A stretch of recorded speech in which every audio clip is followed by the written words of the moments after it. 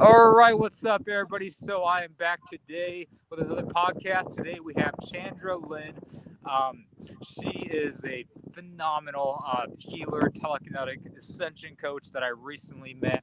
And funny enough, a lot of I was like, affiliated a lot. Well, I shouldn't use the word affiliate, but I'm good friends with Antonio Telekinesis. I've been moderators and admins of this group for a very long time. I left the group, due to some circumstances, but we met within that group, and I think I've seen her post here and there and stuff like that. But about a week ago, we started talking, and I got to know her a little bit, and like she started sharing some really amazing wisdom and stuff like that. And I was like, man, I really want to have her as a guest on my show. So we connected, and due to divine intervention and stuff like that, I was able to bring on another amazing guest today. So Chandra, could you briefly introduce yourself a little bit and how you got started into spirituality and things like that? Oh, whoa. That's a big open question. My name's Chandra Lynn Lacoste. I go by Chandra Lynn. Let's see, how did I get into becoming like an ascension coach, or just like my spiritual journey in general? Just spiritual journey in general is perfectly fine. Oh, whoa. Yeah. Whoa. Okay. So my whole life, ever since I was born, before I was born, my mom was an angel medium, and she was guided before she got pregnant with me that she would be pregnant with me and that I'd be born on the Divine Mother's birthday, which is September 8th, and to name me Chandra, which is a Sanskrit name.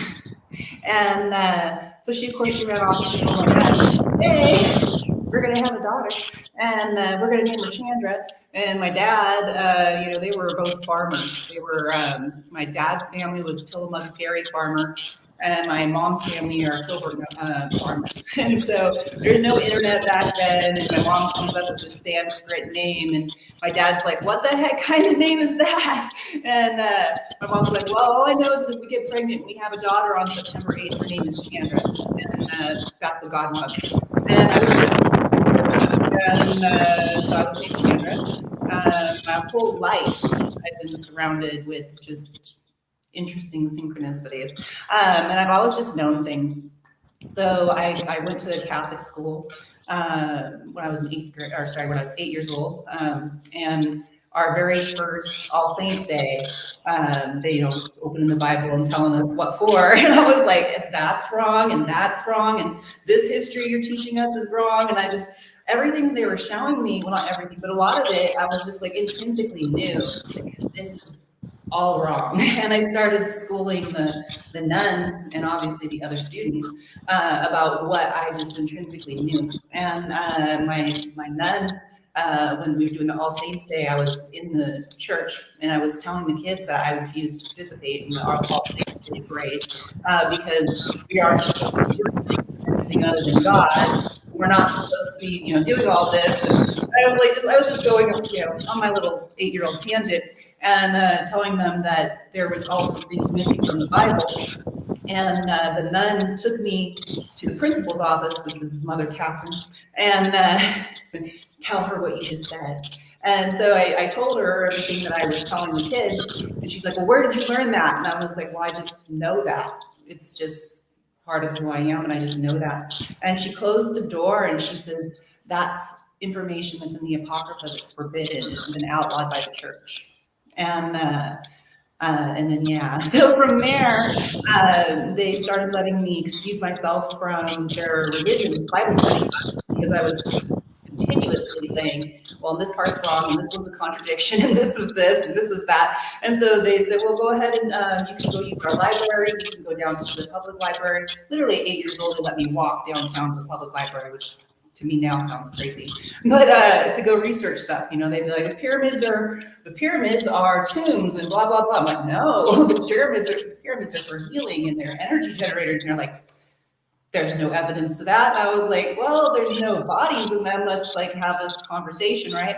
And so they let me go down to the library, and I was able to find some really old encyclopedias, like early 1900s, that were giving different information. So I was able to periodically find stuff that supported what I was saying, but I had a very, I want to say, progressive nuns. They were Franciscan nuns at that time, and they were there until I was in 8th grade, and then when they left, I left. So I stayed. I don't want to say. I stayed very, very spiritually connected. My house was always, I don't know, I want to say it was haunted, but every house I've lived in has had some kind of weird stuff happening. So I'm no longer going to say it was haunted. I think there's a vortex around me. It was like, if somebody's doing something bad to me or my family, doors will slam and stuff will happen and all of that. Universe protects me very, very, very fiercely. But anyway, so that's been my whole life. As far as like my big spiritual awakening, where I finally like came out and started talking about it again, I talked about it very openly as a kid. Obviously, as a kid, you have no idea that other kids don't have the same. You know, they're like, what's going on? You know, in Catholic school, the kids understood that stuff, and they're just like, you know, that's just the way Chandra is. But when I went to public school, those kids had no idea what any of that was about, you know. So I had these public school boys coming over to hit on me. Hey, you're pretty, want to go out, but I'm very psychic. And so like in my head would come the name of some girl this guy was dating or whatever it was that he really was thinking. And I'm like, look, you know, I'd bring up whatever it was that came into my mind, and they'd be like, ah. So then they started running around telling people I was a witch. And so that started scaring me, because the Salem witch trials history and all that stuff. And some kids would do some stupid shit, stupid, weird synchronicities would happen to them.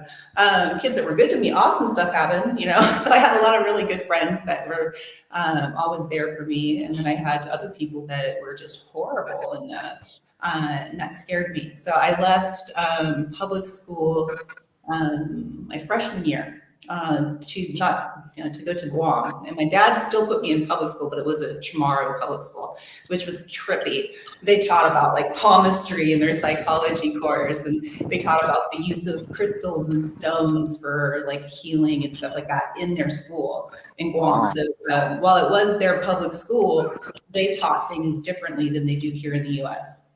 And so, so there, you know, I talked a little bit openly about it, but I started to also like, I wanted to date, you know, I wanted to be a normal girl. I wanted a boyfriend. And so I was like, just zip my mouth about my back history, you know, and that always backfired on me. It was like one horrible situation after another, you know, it was like trying to fit in. And so when I was in my early 20s. Like, I don't know, we're better than that, because I had my daughter when I was 19. So when I was like 18, I returned back to the church.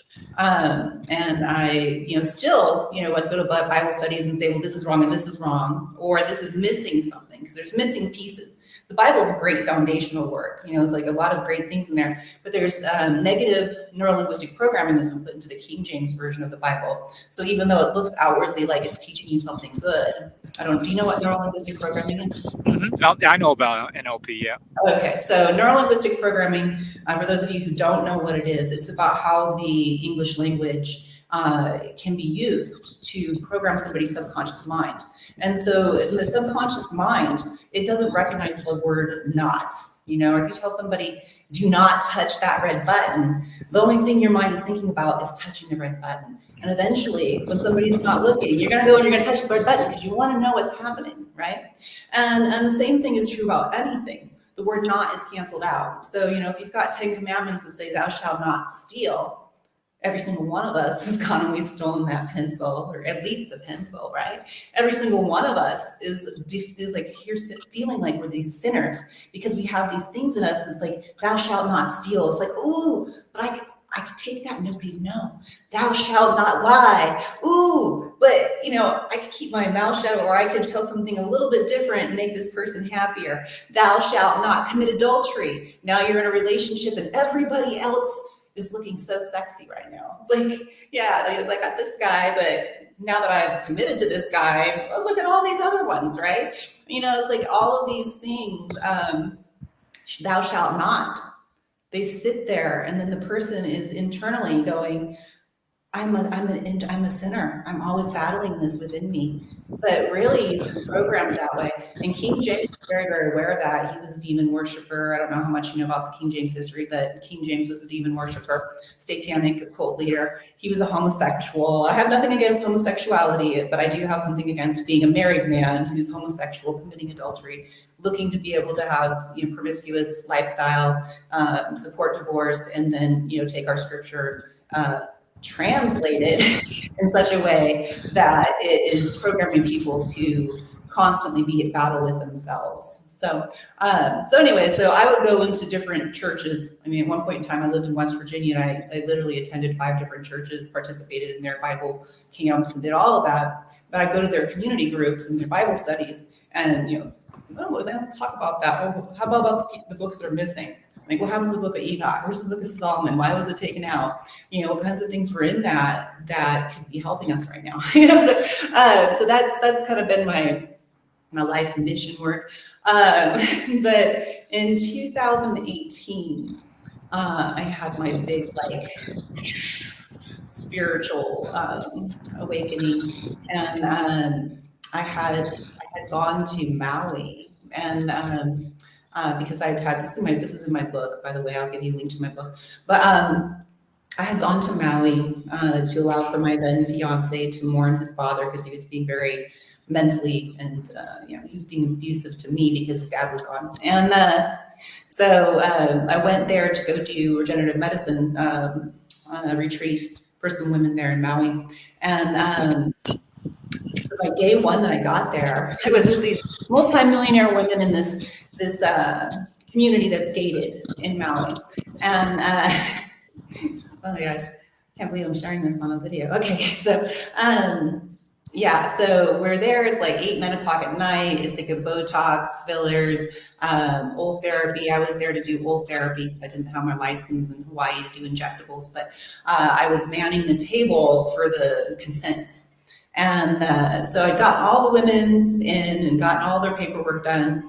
And this other woman comes in about a half hour after everybody else has settled in. She's wearing jeans, she's wearing a t-shirt, she got her hair in a ponytail. She looked like she just came out of a garden. She didn't look anything like the women in this group that, have their fake eyelashes and their perfect hair and their perfect everything.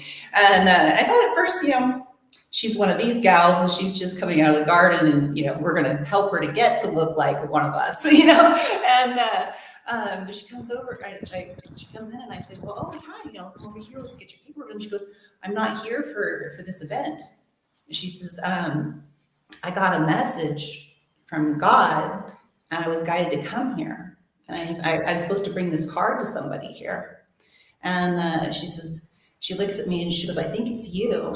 And so, she was walking over with me to the table and I'd sat down at the table. And so she sat down across from me and she goes to hand me the card. I go, well, who's the card to? And she goes, this is to this Darman. He lives up at the top of the Eucalyptus Mountains here in Maui. She says he's a spiritual advisor to world leaders, princes, princesses, kings, queens, Jim Carrey. She listed a bunch of other people. She says he's a spiritual advisor. And he'd been raised by the Dalai Lama, but left the Dalai Lama because of things that were corrupt within that particular system. And so he left and moved to the top of this mountain. And so she hands me his card. And as she puts the card down in front of me, this tiny little white feather came and landed right between us, like in this perfectly air conditioned and sealed in house. And she looks at the little white feather and she goes, yep, it's for you. And then she leaves.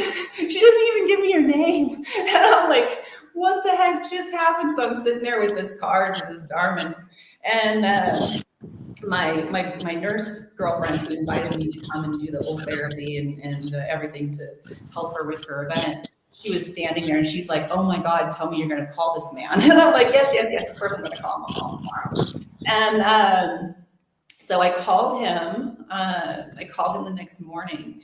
And one thing that I've learned about psychics and mystics since my big spiritual awakening is that, unless we're in our Zen and we're like, hey, universe, what's up? We're still just very much just here living from the egoic filter of who we are and our experiences. So, he answers the phone, who are you and how'd you get my number? And I'm like, it's supposed to be like the spiritual Darman, right? And so I told him, who I was and how I got his number. And he's like, well, what's your name? What's your date of birth? And then he got quiet for a moment. He goes, I can see you Friday at noon. And so that was Monday morning. And that was the day that Maui was burning down with one of those direct energy weapon things that happened. So after our phone call, we went down to go snorkeling. And so I'm snorkeling along and I come up out of the water. And I was wearing like a white rash guard because I never let my skin get fully exposed to the sun. And so I was like wearing this white rash guard. And I come up out of the water after like high-fiving some sea tortoises. And I'm just like black and white speckled. And I look at my friend Darla, she still had her face down in the water. I'm like, Darla. So I get her up and we look over and the whole mountainside is on fire. And it's right coming at our resort where we were staying. So we're like, oh crap, right? So we go back to the resort, we get all of our stuff out, we're being evacuated, but the airport's closed because, all the smoke. So the island is being evacuated in such a way that everybody's in their cars and driving away from the smoke. And so we're driving in circles around the island. And as we're driving, we see there's obviously we're behind some people. We see some people pull off the road, and I got this whole chakra zinger. And I was like, Darla, follow those people. And so she follows the people down off the road, and we come down to the end of where they were at, and there was this black sand beach. But to the left was this big sign, and it said "Sacred Mountain. Enter at your own risk." And so to me, that's Chandra's private hiking grounds. Come join us, So I go over to the base of the mountain, and I'm like, let's go. And Darla's like, we can't get in there. It was all those crown of thorns, bramble bushes with huge spikes on them, all around the base of this mountain. So, I took some of my hair and it wraps around closest bramble. As I have a sacred mountain, they show me a path, and then one opened. And I'll tell you what, I've never learned that in this life. I've never done that in this life. It just happened, and I just did it. And the next thing I knew, there was a wide open path going straight up to the left of me. And so I go running up my path, and I'm up above, I don't know how many feet, but pretty high up. And I'm looking down at my girlfriend Darla, and I was like, Darla, come on, I found a path, let's go. And so she's looking around to find the path. She's like, I can't find it. And I was like, it's right over here, So I come back around to try and help her. I'm like, hey, so I reach my hand out. I'm like, here's the path. Come on, let's go. And I reached my hand out to have her come with me. And right as she reached out and I reached out, one of the brambles scratched my arm. I still have a scar, but you can't really see it very well. There's a light white scar there. And so it gouged my arm. And so I pulled back and I said, oh gosh, I said, this is a sacred mountain. I said, you need to go back to the sign and go ask the mountain to give you a path. And so she went back to the sign. She asked the mountain to give her a path. It gave her a path some other direction, off to the right somewhere. So I'm like, okay, I'll continue my path. And so I finished going up to the top of the mountain, and I got up there and I was looking at the fire, and the whole landscape was red and orange, and it was beautiful, but also scary. And so I had brought my sound bowls and my crystals and all that stuff, but I had my sound bowls, and I took my sound bowls out, and I sang a song, and I sang the I am so grateful, I am so blessed song. And as I did, this white light energy came over me and said, it's time. It's time. And I was like, it's time. He's like, yeah, it's time. This is the prophesied time. It's time for you to awaken. It's time for you to go and do what you're here for. And I was like, whoa. And it was and at that point in time, I was a Reiki master initiate. I'd taken 2 different Reiki courses from 2 different instructors, and I ended up, God guided me to this really epic, Christ-centered, amazing. She's not just a Reiki master, but she's a Gnostic. And she took me under her wing, and I was her apprentice for a year. And so I was right at that point in time, I was still an initiate apprentice. And so I was like there, like so my divine purpose. And it was like, oh, like all these visions of me going around the world and teaching and doing all this different stuff, which I had already started, like collaborating with other Reiki masters to, take that fear out of, educating people about Reiki. So many people think of Reiki as like it must be evil, because there's been people that have gotten into Reiki that lack their full unity consciousness and connection with God, that then open themselves up to that interdimensional realms and end up having some negative things happen to them. And so there's a lot of danger to, opening up your chakras and getting yourself to that point of connection if you lack that unity consciousness, you lack that purity vow. And it's like you can channel the Holy Spirit, but you can also channel other things, right? So anyways, I had planned to create a global platform where Reiki masters around the world could offer their service to do the attunements, and then we could do online education. And so, I had this in my head that this was going to be what I was going to do. And I knew the prophecies were, another big thing was the prophecies were upon us. There was going to be a plague that was going to be false evidence appearing real. I was going to, and I have since then, need to go out and pre-warn specific spiritual devotees to the kingdom of heaven that were community leaders before this plague that was going to be false evidence appearing real happened. Between that time and when COVID happened, I traveled all over the world and did that. And magically, like the money, the airfare, whatever, just like happened, which is like, are we still in the same reality? But anyways, so I had that whole like big, the time is now. And so I came back down the mountain and I was just like, whoa. So we left the beach, we drove around, Friday comes and we're going up to go see the Darman, who had sent us a map, or sent me a map. He sent me a map because he said the location of his house was in such a place that GPS would never find it. So he sent me a map with an X on it. And so we're driving through the Smoky Mountains, literally. And it was a shamanistic journey just getting there. And when we get there, he comes out of the house and he's like, oh my gosh, I had to meet the woman behind this reading, and the time is now, everything's happening right now. And I was like, yeah, everything's happening right now. So him and I were super excited. My nurse friend is just like, what the heck is going on? Like,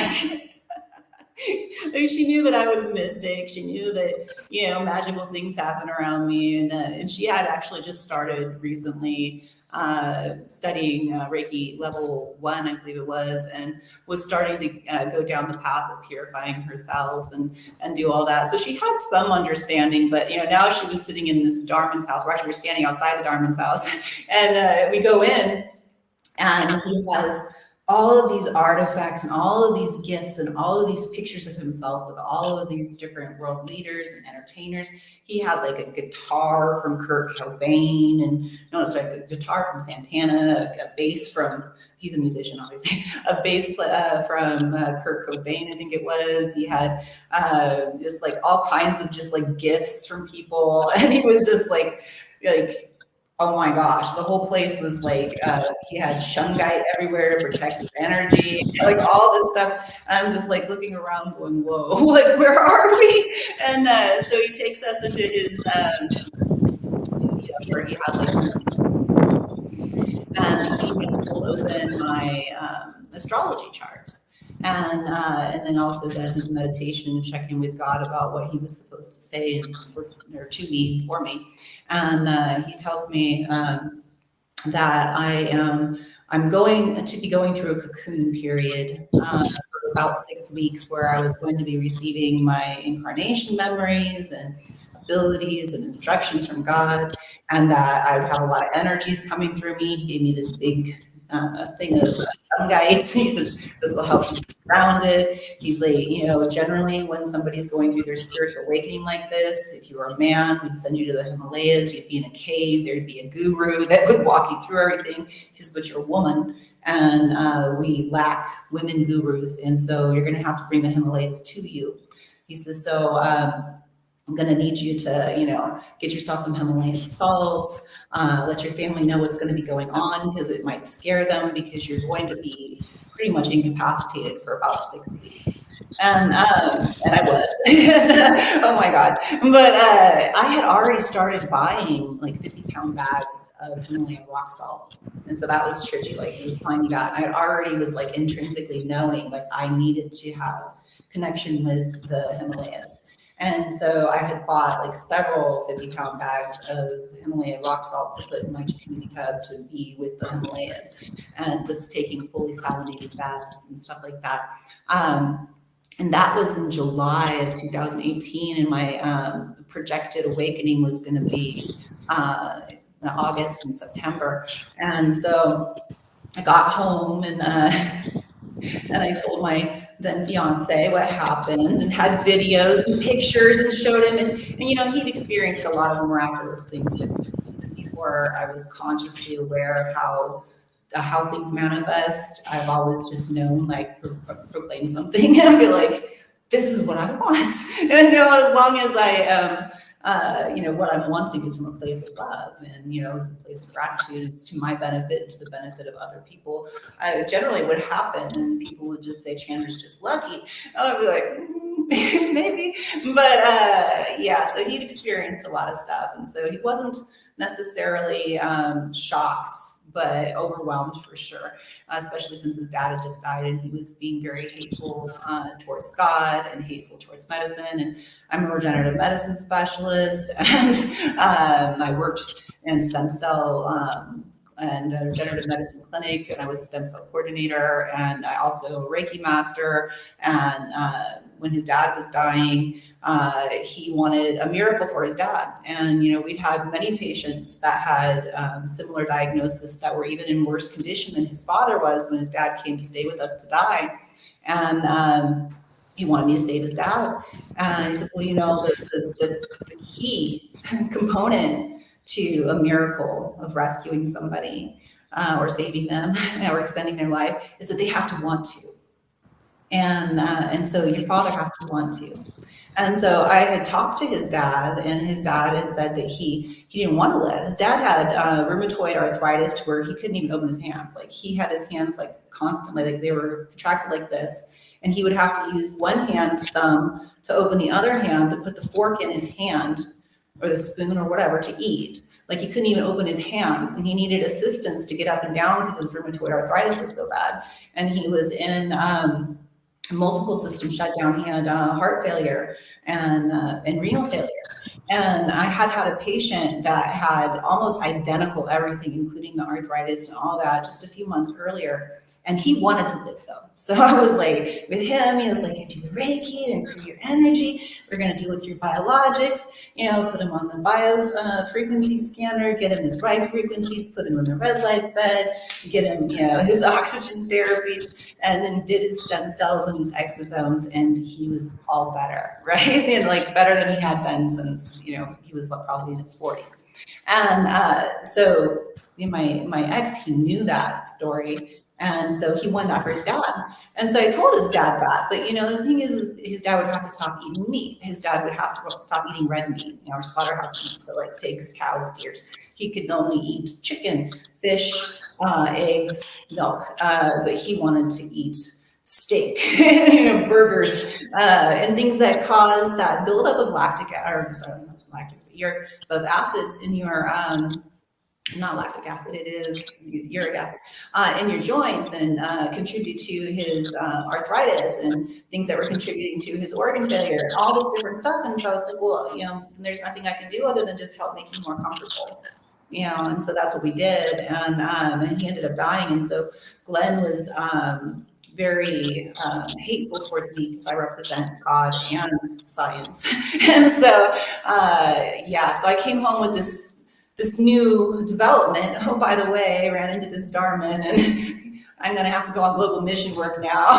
And he's like, whoa. And he ended up, that was that night? When was that first night? The first night when I came home, we'd gone to like the movie theater with the kids, took the kids to the movie, went back, and And, we obviously had been gone for 8 days. So we hadn't had any intimacy. He usually doesn't go to bed until 11. And I just put the kids down. I came in the room. It was like 9.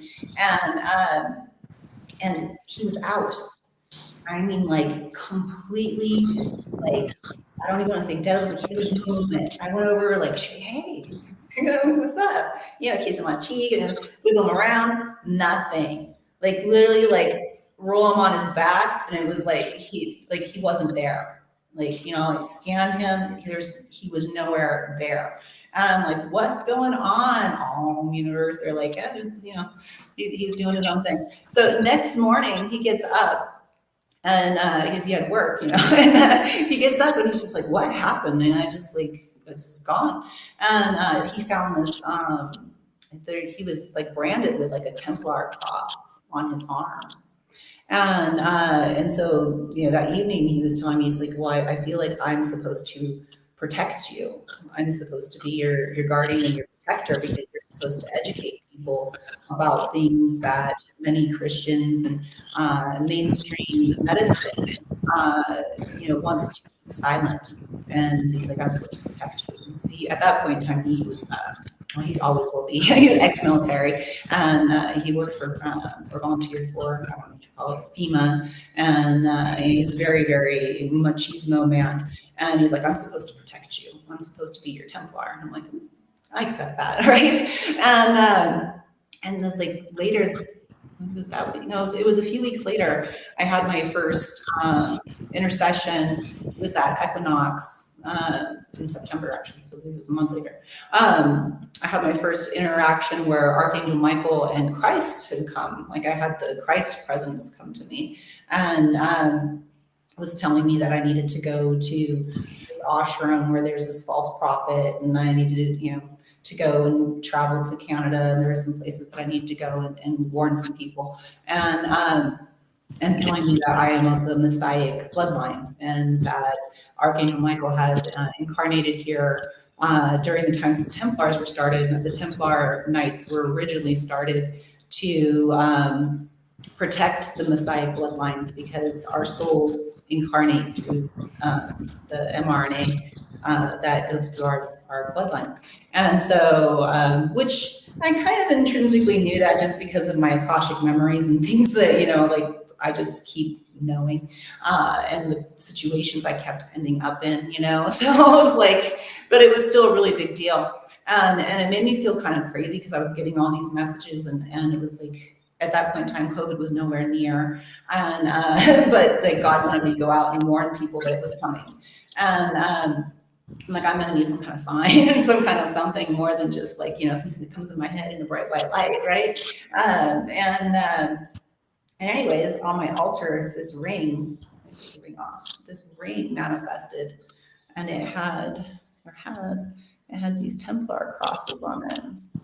So it's garnets and a ruby and these Templar crosses all over it. I don't know if it's not going to get clear enough for you, but so this showed up on my altar, and it completely tripped me out. It still trips me out. I wear it every day to remind me who I am, so that I stay on task, because I'm currently in Oaxaca, Mexico on mission work, and it doesn't pay that well. It doesn't pay anything at all, honestly. I'm here as a priestess, and so everything I get is by donation.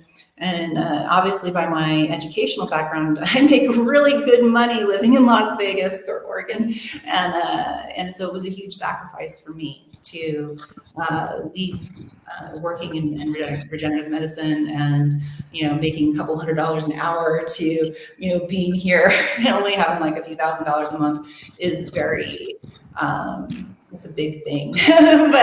but you did that because you were called to be there. And yeah, and every step of the way, it's like I live in a 9-bedroom, 6-bath house, like for less than $1,000 a month. Like God is like, you have to read my books, otherwise we'll be talking for hours. But like God has been so awesome, putting me with other people who are very connected with God and very psychic, and like they know before I get here. A lot of them have dreams or visions. They know what I look like. They'll be like, I know who you are. I recognize your soul's energy, and you need to go here. And I'm like, okay, yeah, I'm going there. So it's It's been an interesting journey. It's something that you don't expect to see like in a movie or in a book. And I'm like so grateful for the witnesses and for the evidences to that effect. But God gave me all those so people would listen to me when I am here doing my best to teach them about false histories and things that have been altered to skew the way that humanity is right now. Right. Yeah. I'm Chandra. So, I mean, this is probably the longest intro I've ever done in my podcast career ever. Thank you for that, though. But I do want to get to some questions real quick. So, Chandra, I mean, obviously, the majority of my audience is like involved with telekinesis. They're interested in telekinesis and like aerokinesis and stuff like that. How did you get involved with like Anthony's group, and like how did your telekinesis journey exactly begin?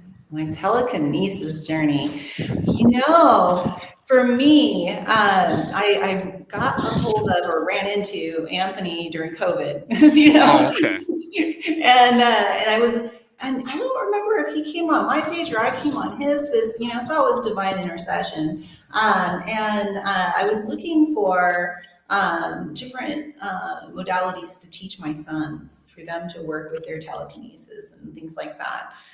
For me, like energies will, burst and come and go for me according to my emotions, or at least they used to. Now I meditate and I'm a lot better about controlling my emotions. But when I was in doing early telekinesis classes of Anthony's, I was able to, like, he teaches different than how things were for me. Like, he teaches you to become one with your magnetic energy, tap into the energy of this piece of tinfoil, for instance, or this little needle. And so then you become one with that, and then you're pushing your energy to make that energy go, or you're pulling that energy towards you. And it's through concentration, but it's also understanding that energy field, like, learning how to make the energy ball and so on and so forth.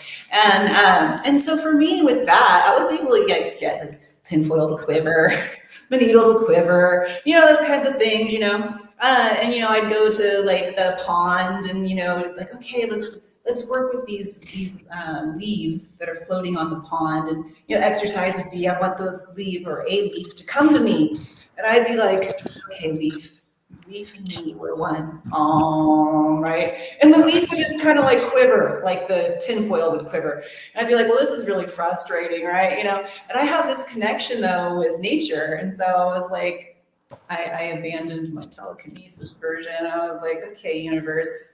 Instead of like telekinesis and magnetism, I'm more like, universe, find a way to get me that leaf. And then out of nowhere, this little fish will fly, I'll swim over and like nudge the leaf over to me. And so for me, I have this, I'm more of a manifestor than like an energy pusher.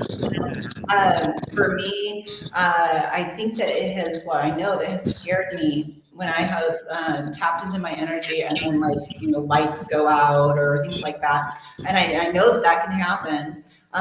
But for me, it's easier. And I think it's just better for my psyche to manifest something, which for me is visualizing what that is, how it's good for me, how it's good for others, what's going to feel like for that to, happen. And then it just happens, and so on the telekinesis page, I became an admin, because a huge part of even just working with your energies, as far as like the magnetism, through your biologic magnetism, take the metaphysics out of it, take the how things manifest in this reality out of it. Instead, talking about how your energy flows. I work with, I was putting guided meditation there for clearing your traumas, clearing your griefs, so that you can have that pure energy flow. Because when you have traumas and you have various, pent up aggressions and things in you, the energy is unable to flow purely.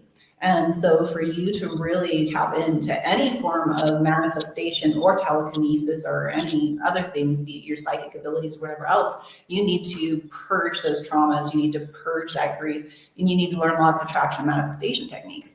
And so I came into the group kind of as like, I don't know, a mother voice, I come in and say, hey guys, because, most of the group is guys, I was like, got to do the self work. because for all it's cool to be able to say, hey, I knocked that brick or that board down, you know, the more pure that you become, you can, you know, do more than that. You can knock the board down, but you can make the board stand up. You know, you can get to that point where you could go walk on water, or, you know, go stand, and like one of my favorite things to do is go to the ocean and call waves to me, and then have the waves like break over me, and I never get a single drop of water on me. I was like, oh. Wow. But I work more with elements, and so I was just helping on the page with that. And then Anthony has had his family emergency, and so the page is not as active. I'm actually hoping that now that you and I Sorry to interrupt you, but can we talk about that? Because majority of my audience is a big fan of them. So, you know, like, are we going to see a Return of the Legend soon? Are we going to see a what? Are we going to see the Return of the Legend soon? Oh, yes, he's going to be back in January. Really? Yeah. Is that confirmed, or is that confirmed? Is that confirmed? Because a lot of my he says he's going to be back in January. He's staying offline until January. He's doing some internal stuff. We'll just leave it like that. I'll let him tell you guys what's going on. But he'll be back in January. You know, so I personally, I didn't know that he was gone like he's gone until a few weeks ago, or something. Really? Okay. Yeah, you know, he disappeared from the channel, and I thought that maybe it was just, you know, relationship stuff, or maybe the channel wasn't busy enough, or he wasn't making enough finances from it.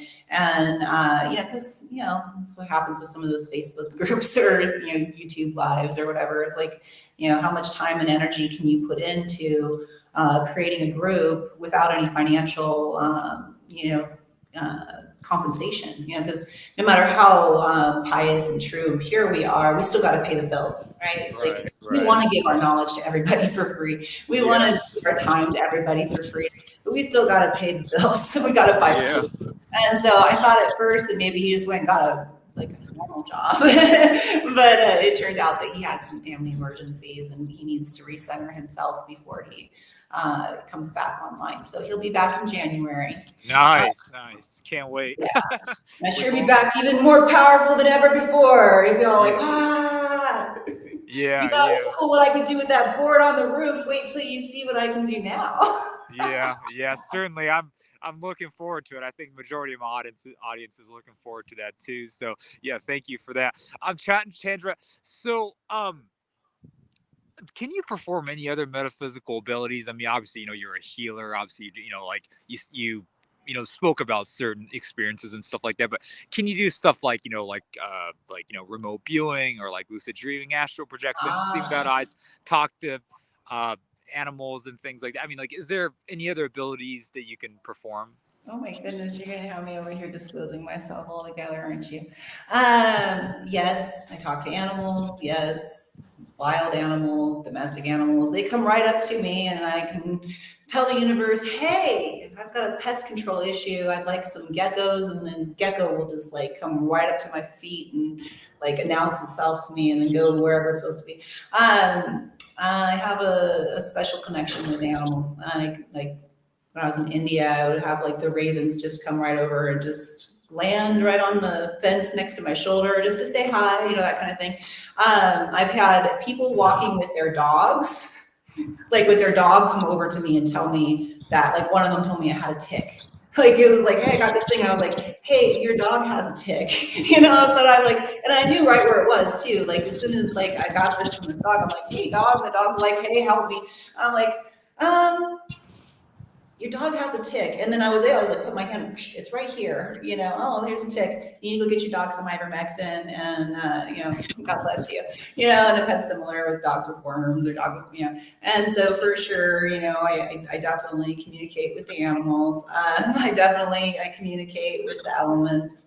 I definitely remote view, and I'm doing Reiki sessions for people by distance. I do their scan of their chakras and all that from a distance.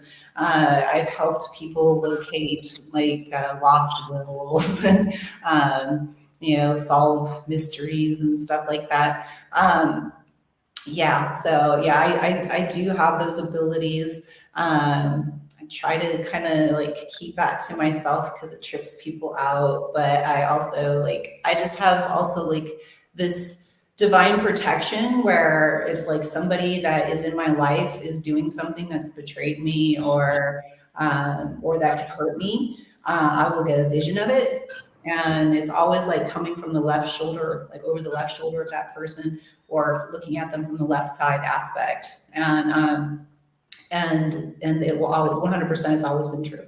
And I'm like, whoa. And you know, it's like then you gotta like investigate and then confront that person, and then that person goes off and tells people that that's how you found out, and that's like trippy for me. So I try to like investigate and find other ways for me to have known than the fact that I got this vision or the altar moved and your statue and your picture broke and this vision happened. You know, just because it's tripped me out and it's tripped other people out, and you know, just I think the indoctrinations, like most Christians would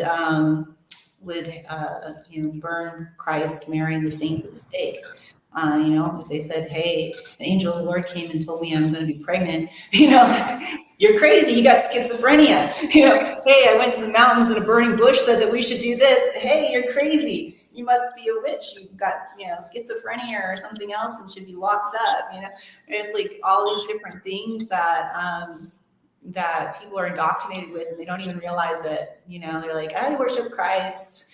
I honor and adore the saints for what they've done and the prophets for what they've done. But then it's like, you know, they meet somebody like me and they're like, you must be a witch. I'm like, no, actually, I live my life truly as Christ did. I live my life truly as the Messiah family did. And I teach people how to do that as well. And you're missing a lot. You're missing the Essene Gospel of Peace. You're missing the Book of Solomon. You're missing the Book of Enoch. You're missing connecting with the entire hierarchy of the kingdom of heaven from, you know, source through that little ant per its hierarchy. You know, so, you know, there's a lot of stuff you're missing. And that's why you more than likely have been allowed to do and into taking the experimental genetic alteration choline jab. Yeah, so, you know, and this reality isn't what it seems. You know, this has always been promised and prophesied. This is a karmic testing. It's everybody is karmically tempted, tested, and then rewarded or punished, and then started over again. Okay, let's try that test again. It's like, and then you pass it. When you pass it, you get karmic rewards, and when you fail it, you get karmic punishments. You know, you learn laws of attraction, manifestation techniques. You apply that. You take aligned action. You can have a beautiful, miraculous heaven on earth experience, despite whatever the heck else is going on in your community or even like your neighbors, because you have that connection with God. You can manifest, and you can call it source, you can call it the matrix generator. I just call it God because of my upbringing, but you connect in with that creation energy. You learn laws of attraction, manifestation techniques. You purify yourself. You're 100% honorable and true.